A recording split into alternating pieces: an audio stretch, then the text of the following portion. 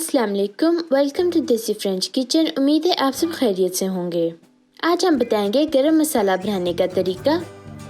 इसके लिए आपको चाहिए 1 टेबलस्पून सूखा धनिया, 1 टेबलस्पून सफ़ेद ज़ीरा, 2 टेबलस्पून काला ज़ीरा, 3 टेबलस्पून काली मिर्चें, 2 बादियान के फूल, 1 जायफल या फिर उसका पाउडर, 3 पीस जावित्री के, 6 छोटी इलायचियाँ, 8 बड़ी इलायचियाँ, 5 तेज पत्ते, 2 छोटे पीस दालचीनी के। हमारी दालचीनी यहाँ पे बहुत स्ट्रॉन्ग होती है। अगर ये पाकिस्तान की दालचीनी हो तो ये यहाँ पे 5 आप यूज़ कर सकते हैं।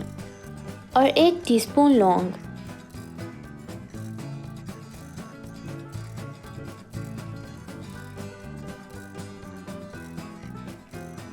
बिस्मिल्लाहिर्रहमानिर्रहीम। इन सब मसालों को हम एक पैन में दरमियानी से आहिस्ता आग पे रोस्ट करेंगे 1 मिनट के लिए।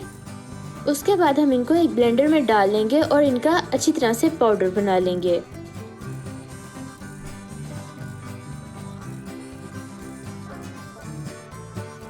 पाउडर जब बन जाए तो हम गरम मसाले को एक डब्बी में शिफ्ट कर लेंगे।